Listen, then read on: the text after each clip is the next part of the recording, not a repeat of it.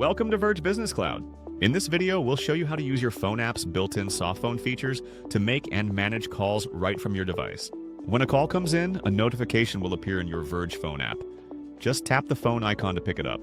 To place a call, enter the number in the search or call field, or select a contact from your contact list. Then tap the phone icon to dial. Tap the pause icon to place the call on hold. To continue the call, simply tap the pause icon again when you're ready to continue. To mute your microphone, tap the mute icon. Tap it again to unmute. To transfer a call, tap the arrow or transfer icon, then select the contact you wish to transfer to. You can choose a blind transfer, which immediately passes the call, or an attended transfer, where you speak to the recipient first before completing the transfer.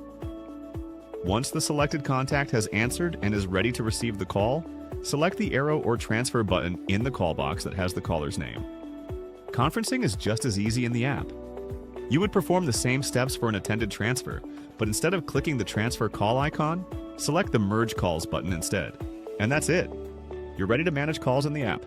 With the Verge Phone's built-in Softphone, you can manage calls anywhere with ease. For more tips or support, reach out to our support team and stay tuned for more helpful videos.